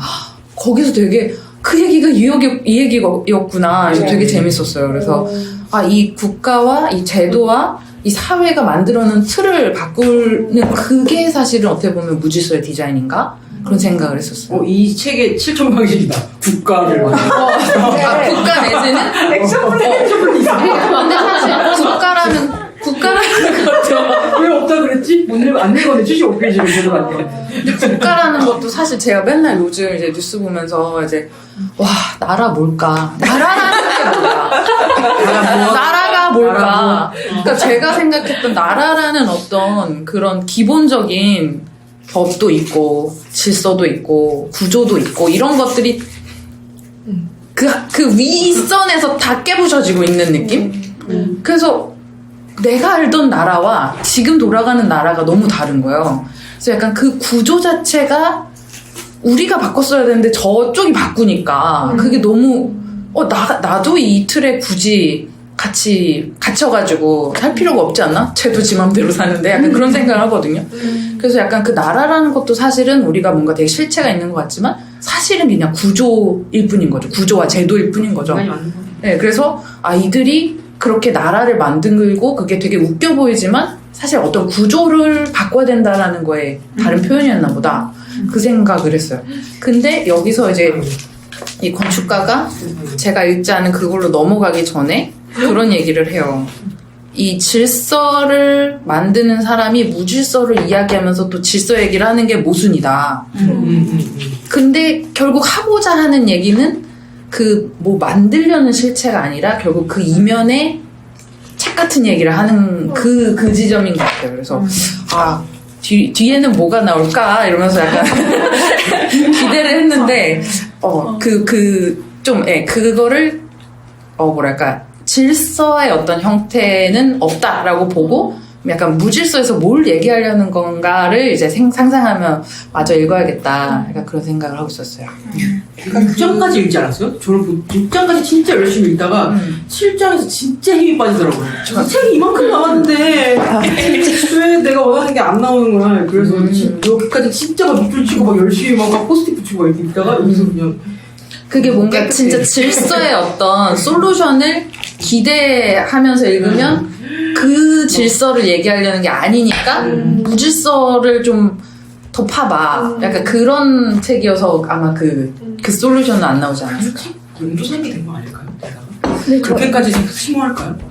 그냥 왜 출판하다가 왜 책 쓰다가 뒤에서 힘 빠질 때 있잖아요. 서브처럼 아시겠지만 네. 약간 힘이 다 같이 빠진 거 아닐까요? 네. 근데 저는 기대했던 게 뭔지도 궁금해요. 뭘 기대하시? 물리적인 실천 방식. 그게 질서를 기대하는 것 같아요. 그러니까 무질서를 디자인한다면 어떻게 해야 하느냐. 네, 그 질문을 내가 던지는데 그 밑에 나오는 답들이 그게 딱 맞지 않는. 계속 골만 나와서 액션 플랜이 안 나오고 목표만 나와서 계속 이래야 한다. 심지어 책에다가 이렇게 써놨어 내가. 아니 그 돌고 도는 얘기 아니야? 뱅글뱅글. 뱅글뱅글 도는데 막판으로 갈수록 실천 방식 약하다. 너무 의심스럽다. 아무래도 인프라는 기본 주소가 잡혀야 될 것 같은데. 본인의 목소리인 거 점점점 계속 도시 디자이너의 예술이라는 말이 성립이 가능한 건가? 근데 이게 약간 그 관에서 조감도를 줘.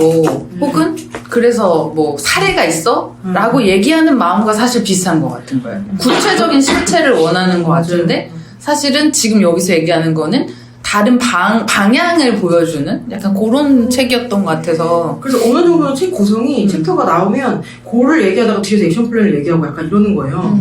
그래서 드디어 나온다. 제목 액션 플랜 썼어. 근데 갑자기 받아 적다가 계속 고인데? 이게 다야? 계속 고인데? 약간 이런 거고 결론이 종단면 횡단면으로 단면 위아래로 계획하는 방식으로 해야 된다. 그러면 우리가 건축을 누가 발명해서 건축 설계를 발명해서 인면도 단면도 배치도 이런 식으로 구체화하는 과정이 프레임 자체를 바꾸려고 이런 말을 만든 건가 하면은 위아래 단면이라 하면 뭐가 다르지? 약간 이런 생각이 들고 어쨌든 그 주변에 많은 수많은 결국에는 그 리서치 오래도록 리서치를 해야 돼서 이해해야 된다 이제 그 얘기인 것 같아요. 그러니까 뭔가 이걸 실무용어로 바꿀 수가 없는 거예요. 실무용어로 바꾸면 똑같이 평입단면도 실무용어로 똑같이 바꾸면 굉장히 심도 깊은 리서치, 굉장히 심도 깊은 공청회. 약간 결국에는 이런 얘기여서 그냥 수준을 높이는 얘기다. 이제 그냥 그런 얘기일 뿐이어서 그런 것 같아요. 이게 지금까지 할 필요 없지 않나? 이게 실무자가 적용하기에는 실무를 바꿀 단어. 왜냐하면 실무의 구조를 바꿔야 되는 거니까 이건 제도를 바꿔야 되는 그런 차원인 거니까 그 제도 안에 있는 내가 이 실무에 적용할 얘기는 없는 거. 이 책은 없는 거죠. 네. 이거는 실무에서 예를 들어 뭐 결국 조감도 하나 원하는 네가 잘못이야 해가지고 얘를 어떻게 바꿀 건가에 뭔가 그런 가이드를 만드는 그런 거 아닐까? S는 절대 안 돼. N만 이걸 이해할 수 있어요. 책은 S이기 때문에. 그죠.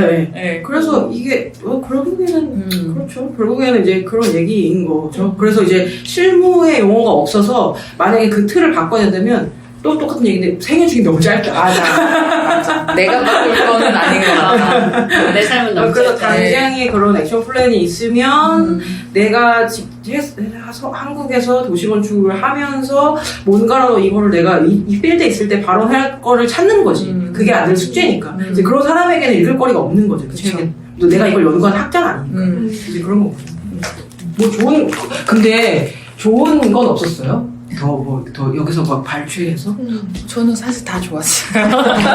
별로 이렇게. 그러니까 제가 인생이랑 상관없다 하고 이렇게? 아니 제가 설계를 하는 사람이 아니어서 그런지 그러니까 설계를 하는 사람의 저는 이제 앞단에 기획을 하는 사람이다 보니까 이 설계 방향 이 설계에 그러니까 어쨌든 회사에서도 새로운 걸 다 만들고 싶어 하잖아요. 뭔가 새로운 거 없어 막 이러는데 그 새로운 게 기존의 방식과 완전히 다른 거를 고민하는 그런 방향으로는 되게 고민해볼 지점들이 있다. 이거 컨설팅 회사에서 던지기 좋은 말 모음집이에요.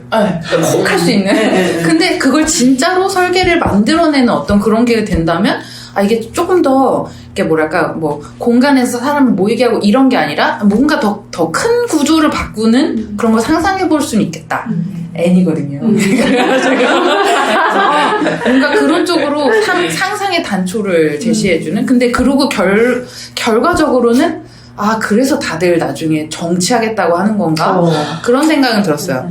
그래서 사람들이 막 건축하고 막 이렇게 하다가 결국은 이 최저가 입찰 이게 문제야. 그래서 제도를 바꾸자 뭐 이런 얘기로 가잖아요. 그게 그런 게 구조를 바꾸려는 어떤 뭔가 그런 게 아닐까. 근데 그게 결국 자본주의의 틀에서 안에서 바꾸는 게 아니라 완전 좀 다른 걸 상상하면서 구조를 바꿔나가다 보면 어떨까? 뭐 약간 그런 상상을 하느라 재밌었습니다. 자본이 저는- 권력이니까 네. 그 권력을 어떻게 배분해서 네. 쓸 건가를 결정하는 이 구조를 만드는 거 그건 것 같아요. 그래서 자본주의 이제 완전 큰 이 자본주의 안에서 어쨌든 뭐 있는 그런 구도긴 하지만 어쨌든 그런 거를 상상하는 그게 어떻게 보면 진짜 이게 질서냐 뭐 틀어졌냐 안 틀어졌냐 이게 아니라 보이지 않는 어떤 무질서 그런 것들을 상상하고 그 여지를 남겨두는 뭔가 도시개발 이런 얘기였던 것 같다는 생각이 들었어요. 그래서 물리적 건축을 보고 이거를 읽으면은 되게 답답하다. 이해가 안 가겠다. 답답하겠다. 어쩌라고 약간 사실 그래서 이거 어떻게 지으라고 하면은 이제 사실은 이걸 어떻게 지으라고가 아니라 어떻게 지을까에 대한 얘기인 것 같거든요. 무엇을 지을까가 아니라 이걸 어떤 방식으로 지을 건지. 지을 건가 말 건가부터 네. 고민할 수도 있을 것 같기도 해요. 그래서 이게 짓고, 왜냐면 건축가는 짓고 나가잖아요. 여기 열쇠 있습니다. 이렇게. 근데 이거는 나갈 수가 없는 시스템인 거예요. 이분이 얘기하시는 거는. 계속 뭔가 또 바뀌고 바뀔 수 있는 여지를 만들어 두는 거니까 이게 되게 건축과 뭐 이런 뭔가 실체를 만드는 것과 또 좀 다른 얘기 같다는 생각이 들었어요. 그래서 저는 인프라라는 말을 이해하는 게 어려웠어요, 이 책을. 그러니까. 그러니까 네. 제가 벅차보고 그 기사 써온 애한테 인프라. 그래서 이 사람이 제안한 디자인의 사례가 뭐야? 그러니까 그 내용이 빠져있는 거예요. 그래서 그 뭐야? 책은 저 안 읽고 보도자료 한번 보고 그래서 뭐야? 했더니 인프라인데요. 그래서 인프라? 무슨 인프라? 그러니까 무슨 인프라? 그런데 태양광? 그래서 결과적으로는 저도 그 책을 다 이해 못한 상태에서 그러니까 읽은 친구의 이야기만 듣고 아 그럼 너가 생각하는 이 책에서 발견한 구체 사례가 그런 거라면 그렇게 써야지 하고 이제 썼단 말이에요. 근데 이제 제가 이 책을 발견했으니까 이 친구가 그 기사를 쓰기 너무 힘들었겠다. 진짜 잘못했다. 왜냐면 인프라를 바라보는 그러니까 정의가 좀 다르다. 광의의 인프라다 이거는. 그러니까 저는 예전에 그 책 쓸 때 그러니까 어떤 표현을 쓸 때 누가 인프라라고 써올 때가 있고 인프라 스트럭처라고 써올 때가 있잖아요. 그러면 그 인프라 스트럭처로 바꿔주나? 그러니까 인프라 구조로 바꿔. 그러니까 이런 걸 이제 잡지에서 기사를 쓸 때 고민을 했었거든요. 근데 이게 동의어는 아닐 수 있구나. 우리는 인프라 스트럭처로 이해하는데 이 사람은 줄임말이라고 생각하는 거. 그래서 맞아, 인프라를 그러니까 아까 오다가 인프라 구조라고 안 보자고 인프라라고만 썼을까? 근데 인프라가 틀린 말 아닌가? 막 그걸 보는데 다른 거야. 그러니까 나는 인프라 스트럭처로 생각하고 이 사람들은 인프라로 생각하고 그러니까 사회보장제도 의료 제도 이게 다 인프라인 거예요. 그러니까 이 판을 바꾸란 얘기가 나는 뭐 다리? 그러니까 광장 뭐 이런 거 상상하잖아요. 그러니까 내가 아는 인프라는 교육의 문제인가 이게 근대주의적 교육의 문제인가 이렇게 생각을 했어요. 저희 김정혜 씨가 그 인프라에 대해 설명하는 게 뒤에 나와요. 제가 해제는 됐고 저도 지금 뭔가 여기 그런 말을 듣는 것 같았어요. 문화로 하는 재생 사업, 문화 도시 사업 같은 걸 하려면 이미 사업의 틀은 그 위에서 다 만들어놔요 국회의원들이. 그럼 이제 그거에 맞춰서 그럼 이제 우리가 사업을 해야 돼. 이 당위성을 설명해야 돼. 왜 필요한지 우리가 할 거니까 엄청 큰 돈을 들여서 이제 몇십억 들여서 할 거니까 해야 돼. 그럼 어디부터 시작해야 돼? 뭐 이런 용역이 필요하잖아요. 그러니까 자기의 정책에 대한 정당성을 이 기관에 의뢰해서 몇 천만 원에서 몇 억의 돈을 주고, 그러니까 왜 필요한지에 대한 그거 니네가 밝혀내라. 내가 할 건데. 답은 내놓고 단점 그러니까 이게 뭐 그 용역을 할 때, 그러니까 해봤는데 아닐 수도 있잖아요. 그니까. 안 필요해. 그런 결과 나오면은 끝난다고. 근데 극단적으로 말하면 그럴 수도 있는데, 근데 답이 그렇게 그치. 안 되는 거야. 어떻게 근데 그래서 여기서 얘기하는 실패가 그런 의미로 저는 느껴졌거든요. 해보니까 안 돼. 그래서 저는 시민참여도 똑같은 것 같아요. 해보니까 안 돼. 그럼 우리 어떻게 다르게 해가야 되지를 하는 게 저는 시민참여라고 저는 생각을 했거든요. 그리고 여기서 얘기하는 실패도 실패가 아니라 이거 안 되네? 그럼 다른 방향을 찾아봐야겠네? 이게 중요한 것 같은데 안 돼? 그럼 되게 만들어. 안 될 리가 없어. 저는 그래서 연구원에 있을 때 되게 회의감을 많이 느낀 게 그러니까 모르겠어요. 제가 있었던 연구원에서 그랬던 것 같아요. 저는 이제 그때 연구원들 다 그 회의감을 느끼는 것 같아요. 그쵸. 네, 한국의 그래서 연구원들. 내가 하고 싶은 연구도 아니고 내가 하고 싶은 답도 아니고 근데 어쩔 수 없이 수반 돼서 하는데 이제 예를 들자면 선행 연구가 있고 그 실행이 될 때에 대한 아카이빙 연구도 있고 연구의 그 틀에서 보면 끝나고 나서에 대한 피드백에 대한 어떤 게 부족했는지 그래서 어떤 걸 보완해야 되는지에 대한 게 연구가 있잖아요. 그러면 연구가 독립성과 자립성을 가져야 돼요. 그만큼의 거리를 두고 우리가 절대적으로 이렇게 객관적으로 평가할 수 있는 그런 연구자들도 필요하고 그걸 컨설팅해주는 자문위원들도 필요하고 그러니까 시간도 필요해. 근데 연구원은 그렇게 돌아가지 않더라고요. 그러니까 제가 그래서 연구를 안 한다기보다 내가 생각했던 연구가 아니지. 그래서 거기 있는 사람들도 그냥 이렇게 노동자인 거예요. 근데 이제 그 제일 큰 클라이언트가 정부니까. 지자체나 국가기관이나 뭐 문화체육관광부나 국토교통부나 이런 또 뭐 농림수산부나 뭐 이런 식의 그 정부에서 오는 예산이 제일 크니까. 그러니까 그런 용역이 아니면 자기들 용역을 발주할 수 있는 데가 없잖아요. 특히 뭐 대학 뭐 이런 연구인데, 그러니까 어쩔 수 없이 약간 입맛에 맞춘 용역이라고 할까? 그리고 그거에 대한 피드백도 자기들이 잘못 연구해서 잘못된 어떤 결과가 나왔을 때도 그거를 어떻게 수정하거나 고칠 수 있는 객관적 입장을 가지지 않기 때문에 그 연구를 이거에 대한 문제점도 충분히 있다. 저는 그런 생각이 들어요. 근데 국가가 돌아가는 시스템 그 안에 이 연구자가 그런 그 틀 안에서 이제 연구를 하니까 필요한 용역이라고 하면 하는 경우도 있거든요. 그 마우리 같은 데서도 그 건축 공공 건축 시스템 관련된 연구하신 분 얘기, 임유경 박사님 이런 분들 얘기 들어보면. 다 말렸대요. 전수조사 가능하냐? 공공건축을 전수조사하는 게 가능하냐? 설계 공모를 통해서 한 거. 그래도 우리가 해야 되지 않냐 해서 엄청난 반대를 무릅쓰고 했다고 하시더라고요. 그래서 저희가 그 용역을 기반으로 해서 공공건축 특집을 진행을 했었는데, 그러니까 사실은 그 연구자들의 어떤 의지 뭐 이런 것도 많이 된다. 근데 이제 이게 당장에 어떻게 쓸모가 있을지는, 그러니까 당장에 쓸모가 없는 연구일 수 있는 거예요. 제가 생각할 때는. 그 연구 결과가 퍼블리싱 돼 있나요? 네. 어떤 식으로 있어요? 공공건축 설계 공모 제도에 관한 연구인가? 하여튼 뭐 그래서 있어. 임유경 박사님이랑 이렇게 염초로 박사님이랑 했던 여러 가지 연구들이 있고, 그러니까 제가 거기서 지금 재밌게 봤던 건 결국 그거에 대한 피드백을 얻으려면 연구자들이 일일이 다 돌아다닐 수 없잖아요. 그래서 그걸 세관협에 의뢰했어요. 건축가들이 그걸 다 소스를 모으는 걸 세관협에 해서 그 세관협에 있던 많은 분들이 거의 이름이 다 들어가 있어요. 건축가들이 되게 20명 막 이렇게. 그러니까 그분들을 통해서 이제 건축계에 뿌려서 이거 쑥 받아가지고 했는데, 한편으로는 이거 전수조사라고 말할 수도 없을 수도 있다. 하지만 아무런 데이터가 생성되어 있지 않기 때문에 이렇게 한번 정리하는 과정이 필요하다. 원장님도 3년에 걸쳐서 하셨다고 제가 얘기 들었었거든요. 그러니까 그런 식의 연구들이 사실은 뒷받침돼야 사실 말씀하신 배움의 장이라던가 서로가 가지고 있는 기반이 다르다면 공통의 기반에서 출발할 수 있는 기본 컨센서스가 만들어지는 게 아닌가, 그런 생각을 좀 했었던 것 같고, 저는 근데 결과적으로 이 책 되게 재밌게 읽었는데. 약간 실무가 아니라 이렇게 위에 있는 거를. 그렇게 재밌게 읽는 책인 것 같아요. 실무자들은 진짜 답답한. 그래서 뭐 이럴 수 있는. 잘못 생각한 거.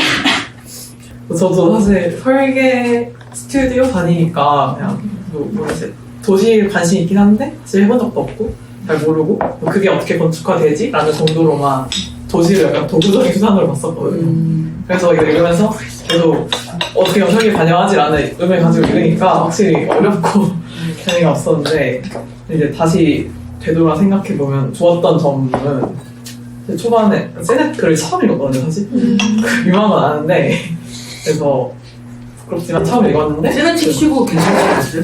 세넷 치고 가볍고 굉장히 세넷 인문서로 괜찮은 거. 거꾸로 이거 읽고 지기어 거작 읽고 살과를 거꾸로 읽는 게 나을 것 같아요. 그게 나을까요? 다행이다. 초반에 사전을 제일 재밌게 읽었어요.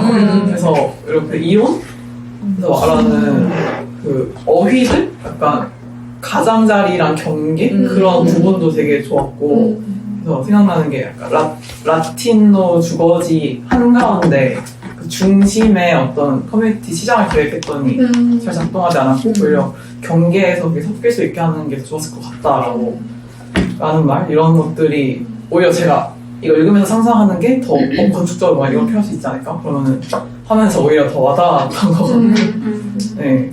그리고 아까 정신적인 지침서 이런 쪽으로 그래서 말씀하셨잖아요. 그래서 이 부분을 그냥 이렇게 새기고 살아가면 새기고 살아가면 좀 도움이 되지 않을까?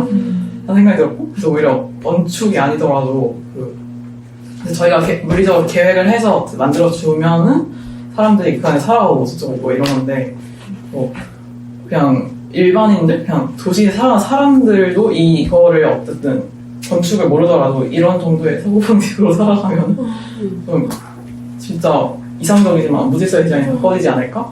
물체 디자인이 교양서가 될 수 있을까요? 그래서 그럼 진짜 수준 높은 사회 그런 느낌이다. 그쪽에서 또 와닿았던 개념은 약간 중간쯤 나왔던 것 같은데 애돌트 아이덴티티라 해나? 어른의 정체성? 약간 자기랑 다른 사람과 부딪히면서 살아가는 그 경험 자체가 이 무질서의 디자인하는 게 중요하고 어쩌고 차이를 받아들이는. 네. 우리나라 진짜 그거 안 되잖아요. 네. 그 저번에 말씀하신 그 우리에 대한 얘기만 한다? 자기 개인에 대한 얘기? 뭔가 이 도시로서 뭔가 이 사회에 속한 시민으로서의 이런 대화를 하는 거에 두려워하고 좀 기피하는 게 있는데 어쨌든 이런 어른의 정체성이 너무 부족한 게 아닐까? 이 사회가? 저는 약간 물리적인 계획가로서 뭐 경계 이런 생각을 하면 좋을 것 같고 일반 시민들도 좀 어른이 되면 좋겠다. 맞아. 되게 결론이네. 네, 정신적으로 되게 좀 정신지침서. 아까 뭐라 그랬죠? 정신지침서? 근데 여기 무질서의 효용 얘기 많이 나오잖아요. 저 무질서의 효용 책을 몇 년 전에 보고 진짜 큰 감동을 받았어요. 아, 진짜 그 정도야? 좀 물어보고 싶어서 물질 효용 찾아보고 싶거든. 근데 너무 50년 전 책이라고. 견딜 수 있을까? 아, 진짜. 이번에 있으면 그때 딱 교회로 이제 나간 사람들에 대한 이야기라고 저는 좀 받아들였는데 교회로 나갔어요. 뭔가 나를 더 찾고 싶어서 도시에서 떠나서 나의 자아를 찾고 싶어서 교회로 나갔는데 난 좋은 아빠가 되려고 나갔어요. 예를 들어서 가족 안에서 가족밖에 없으니까. 근데 내 아들이 나랑 말을 해주질 않는 거예요. 그러니까 나는 계속 고립되고 아니 나 좋은 아빠가 되고 싶고 나 돈 열심히 벌었는데 왜 안 되지? 계속 여기 빠지는 거예요. 자기 안에서의 뭐가 되진 않고 나도 고립되고 그거에 이제 빠져서 그래서 이 사람은 도시로 이제 나가서 개인의 정체성을 찾아야 된다. 안에서 찾는 게 아니라 밖에서 어울려야만 정체성을 찾을 수 있다는 얘기가 너무 좋았거든요. 근데 그거를 본인도 계속 고민이 있잖아요. 사회학자니까 자기도 거주하고 공간에 관심이 많은데 이게 해결이 안 되니까 자기 생각에 답은 도시인데 내가 뭔가 도시적으로 이걸 하는 사람은 아니니까 그래서 그걸 자기 나름대로는 구현한 게 지켜 거주하기라고 보고 그 본인의 사회학적인 교류를 어떻게 해야 되고 이거를 공간으로 최대한 많이 한 게 지켜 거주하기라서 저는 딱 그 실무한 첫 이제 입사하고 나서 그 책을 보고 또 진짜 너무나 큰 감동을 지금 약간 이겼다고? 그랬다고? 이간을 잡았다고? 그 번역을 보고 와 대단하다. 운동선님 아니에요? 방금은 유튜버 그 영상이어야 됐는데. 너무 아쉽다. 내가 감동받은 이유. 그래서 그 책도 너무 좋아서 왜냐면 여기서 이것도 하고 싶은 말이 사회작용을 어떻게 물리적 공간으로 구현할 수 있는가에 대한 얘기잖아요. 네. 그래서 근데 거기까지도 막 5개 그때도 제안했는데 직기와 거주하기 위해서도 다 사례로서 사실 와닿지 않았는데 여기서는 결론적인 개념은 우리는 뭔가를 그때도 5가지 이거 뭐 근데 그게 아니라 전체적으로 그냥 이렇게 뭐 하나하나씩 보면 그 5개지만 우리는 질서를 추구하는 게 아니었다는 게 이 사람이 이 큰 고민들을 통해서 내린 답 같은 거예요. 저는 3단계를 통해서 제가 느낀 게 그래서 너무 이게 뭔가 어떻게 보면 이 사람은 계속 자기 해결되지 않는 의문을 이 책으로 나름은 정의했구나. 그러니까 무질서가 질서 없음으로 자기 이거 다공성으로 해결해야 되나? 아니면 뭔가? 미완성인가? 이렇게 고민하다가 리처드 세넷의 정신세계의 단계를 정해봤거든요. 한 단계가 더 있네. 맨 앞이 더 있네. 근데 지금 저를 그 지점에서 되게 중요하다고 보는 게 이렇게 정해봤는데 우리 실무로 했을 때 선행 있고 기획 컨설팅 있고 구체화 있고 실질 구현 이렇게 있잖아요. 저는 리처드 세넷이 한 이쯤에 있다고 생각했어요. 선행 앞단에. 그래서 나는 이 책을 이 정도 기본 계획 정도 넘겠지라고 생각하고 파블리케이션을 봤는데 얘네들이 합쳐도 기획 컨설팅이 앞단이거든요. 약간 그렇게 생각했는데 지금 리처드슨에서는 내가 리처드슨에 2번밖에 안 넘었는데 이 앞단이 있었네. 완전 앞단 이 앞단에 사회에서 그거에서 조금 나오고 이거 진짜 많이 나온 거예요. 그죠, 많이 리처드슨에서 여기까지 오게 해준 것도 있지. 맞아요. 원래 저 사람은 원래 우리 사람이 아니에요. 맞아. 우리 사람이 아니야. 이거 무슨 순혈주의 같은 건가요? 우리 사람이 아니다. 그래서 내가 이게 그 말이 나와요. 내가 엔지니어링이나 실무 업체에서 일을 해봤다면 이걸 조금 더 알 수 있었을 텐데 그게 너무 아쉽다라는 말이 나와요. 이 사람도 나를 컴플렉스. 저는 세넷이 그 뒤에 그 앞에 보면 그런 얘기 나와요. 이 사람의 일생을 쫙 지은이 소개가 엄청나게 긴데 인생이 참 19세에 무려 안나 하렌트를 만나서 눈물이 다르지. 일찍 태어났으면 만났을 수 있더라. 아니 일찍 태어나도 못 만났을 거야. 그리고 43년에 그러니까 공산당원인 아버지와 노동운동가의 어머니 사이에서 태어나 빈곤과 범죄로 악명 높은 시카고 공공주택에서 어린 시절을 보낸 이 경험이 이게 그러니까 모더니즘의 극치를 달렸던 그 곳에서의 보냈던 그 경험 있잖아요. 근데 이제 우리가 아는 그 모더니 사람을 기여해서 계속 사고하게 하고 틀 안에 계속 가두려고 하고 질서로 계속 끊임없이 표준과 스탠다드에 대해 계속 하고 막 이런 식의 그것을 얼마나 벗어나고 싶었을까.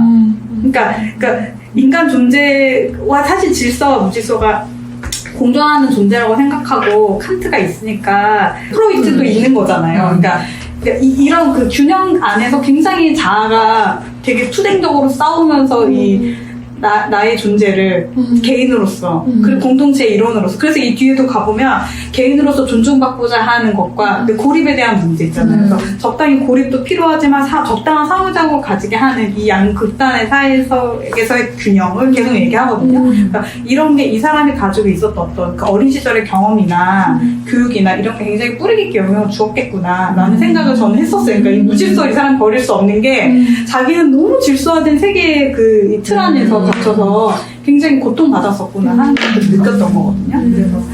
그래서 그런 측면에서 세넷을 좀 이해할 수 있었다. 저는 앞부분이 그래서 한 인간의 삶으로 이해할 때 재밌었어요. 그 부분을 이해하는 게 왜 여기서 프론트까지 나가야 되나? 내가 해결까지 들어야 되나? 이 사람은 나름대로 그 세계 안에서 자신의 해방의 공간을 찾았던 것 같아요. 근데 이제 그렇게까지 생각하고 나니까 근데 나는 진짜 그런 집에서 살았던 과거가 너무 싫었던 거야. 그러니까 다른 물리적 도시와 그러니까 그 이야기를 계속 한다고 생각해요. 본인이 그게 자기도 모르게 몸에 이렇게 각인되잖아요. 약간 이해가 되네요. 나는 이 사람 왜 자꾸 이런 얘기를 하지? 그런 거 좀 너무 배경이 이해가 좀 안 됐었거든. 근데 이 사람이 지키가 거절하게 읽으면서도 그랬어. 그런 경험이 없는 너무 매끈한 도시에서 산 사람들은 이런 걸 못해서 안쓰럽다라는 내용이 여기 나오는데 그런 내용 나오는데. 그러니까 왜 우리도 건축가 얘기하다 보면 어린 시절 한옥을 살았고 그 기억이 뭐 예를 들자면 내고죠. 나의 내고죠. 어차피 자기 경험 안에서 얘기를 하게 되는 건데. 특히 어린 시절의 경험이 굉장히 강렬하잖아요. 평생의 각인이 되니까 이 사람의 표현에 따라. 그러니까 아마도 이제 그런 그 틀 안에서 이 사람이 사고하고 생각하고 계속 그 평생을 걸쳐서 무질서를 따라가고 있는 그런 개념이 아까 말씀하신 그런 부분에서 또 맞닿아 있지 않나. 이것도 사회적인 교류다. 왜냐면은 막 나는 누굴까? 나는 왜 이럴까? 인생 너무 힘들고 나 너무 바빠. 뭐 이런 생각을 해서 나를 알 수 없는데 그냥 내 주변의 일들과 내 주변을 감싸고 있는 것들을 정리하면 내가 정의가 되는 거거든요. 아까 그 얘기처럼 계속 살았던 거 주변에 물리적인 공간 계속 얘기하면서 나의 정리가 감정들이 내 자신이 정의가 되잖아요. 약간 이거 그런 얘기다. 근데 이제 저는 한편으로 되게 다른 얘기네. 어떤 생각이 그러니까 지난번 독서 모임 할 때 개인이 개인으로 이제 소통하지 않고 계속 고립되는 어떤 옛날에 고립의 시대 주변을 계속 얘기하는 거. 고립시대 읽었었어요. 있었어요. 계속 고립되는 그러니까 점차 고립되니까 우리가 막 거버넌스 얘기하고 막 콜렉티브 얘기하고 우리가 함께 해야 돼. 막 주민센터에서 뭐 하면 우리도 같이 참여해야 되는데 안 참여하고 싶잖아요. 사람들. 그것까지 생각하기 너무 피곤해. 내가 그거 그냥 적당히 해서 뭐가 만들어지고 나면 그러니까 하다못해 아파트 그 주민들 모여가지고 뭐 결정하잖아요. 근데 막 저희 아파트에 막 붙는단 말이에요. 근데 관심도 없어요. 참여율 진짜 뭐 10%대 뭐 이런다 그러고. 그쵸. 관심도 없는데 거기서 뭐 예를 들어서 쓰레기 업체에 돈이 막 올라가. 예를 들어 누구한테 관리비가 많이 가서 내가 관리비를 하루에 한 달에 10,000원을 더 내야 되는 구조가 되면 민원 넣어야지 이거는. 밝혀내라. 내가 왜 10,000원을 더 내야 밝힐 되냐. 사람이 없어. 근데 나는 그 자리에 안 간 거잖아요. 사실 그치. 발언할 수 있는 기회는 내가 상실하고 포기하고 그냥 10,000원 내고 말. 근데 이러면 짜증 나는 거야. 왜 내가 10,000원 손해보니까. 너무 싫은 거야. 그러면 이제 민원 넣는 거야. 이거 밝혀내라. 투명하게 공개해라. 너 뭐 자꾸 뭐 결탁 있는 게 아니냐. 왜 업체를 갑자기 바꾸는 거냐고 시작해서 막 그렇게 되는 거예요. 그래서 사람 굉장히 이율배반적인 존재긴 한데 요즘 같은 사회에서 이런 콜렉티브나 사회적인 실천이나 집단이 함께 모여서 어떤 걸 함께 한다라는 게 갈수록 어려운 시대를 우리가 살고 있는 게 아닐까? 왜냐면 우리는 그런 게 점점 피곤해지는 시대에 있으니까. 그러니까 이 말들이 그러니까 너무 이해가 되는데 저도 그렇지. 근데 나보고 하라 그러면 너무 싫을 것 같은 거예요. 공청회, 주민 공청회 막 한 10번씩 하는데 재개발 이런 거 하셔도 알지. 그건 진짜 자기 돈이 걸린 문제지만 거기에도 안 오는 사람도 있잖아. 체력싸움. 그러니까 이게 이렇다면 그러니까 개인의 문제로도 환원될 수 있겠다. 이게 안 되는 이거를 어떤 구조를 만들어주고 계속 프로세스화해야 한다는 어떤 측면의 그 논리는 그게 진짜 점점 더 어려워지는 어떤 사회 속에 우리가 고립되고 개인의 직접적인 삶과 연계되는 어떤 문제가 아니라면 적당히 고립을 선택하는. 근데 말씀하신 게 제가 지난주에 되게 현타 와가지고 많이 고민했던 그런 거랑 좀 닿는 것 같은데 이게 도시와 뭐 건축의 형태도 형태인데 사실 거기에 머무는 사람들의 시간이 없는 거? 그것도 사실 되게 문제인 것 같다는 생각이 들거든요. 그래서 건물은 막혀 있고 거기서 사는 사람은 사실 그 공간에 거의 있지 않고 딴 데 있잖아요.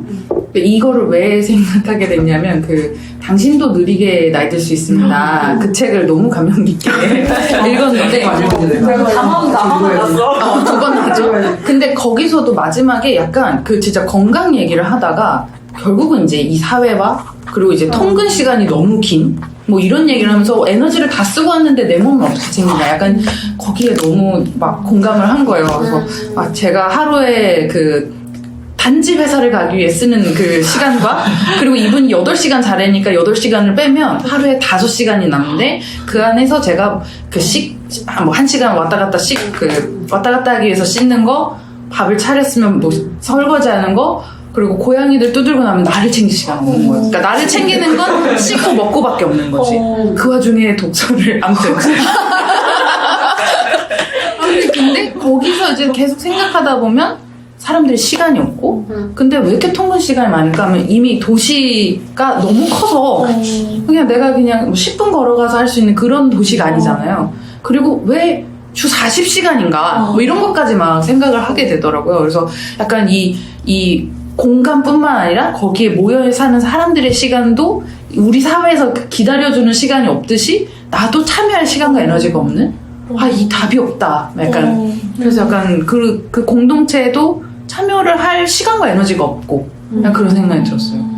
그래서 둔촌동에서도 약간 사람들이 거기에 늘상 이렇게 머물러 사시는 분들이 공동체를 하는데 거기에 이제 인터뷰한 사람 중에 약간 그런 공동체를 기대하고 신혼집을 여기 구한 분이 있었어요. 근데 자기는 출근하고 퇴근하니까 자기가 그 동네에 있는 시간에는 동네 사람이 너무 없는데 한번 연차를 내고 언제 한번 은행에 고금리 통장을 개설해 준다 그래서 연차를 내고 갔더니 거기에 온 동네 사람들이 다 모여 있었어요. 그래서 너무 충격을 받았대요. 그러니까 이 동네에 정말 많은 사람들이 살고 있고 여기 삶이 있구나를 이분은 몰랐던 거지.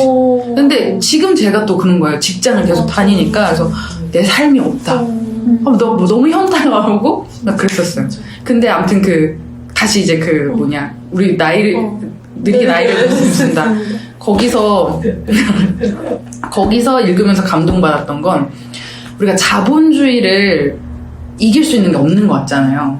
근데 한 가지 이길 수 있는 게 약간 거기에서 단서를 발견했어요. 국가 만들기? 늙고 싶지 않은 마음. 여기서 그 책에서 계속 얘기하는 게 모두가 늙음에 대한 노화에 대한 공포나 두려움이나 이런 거 있잖아요.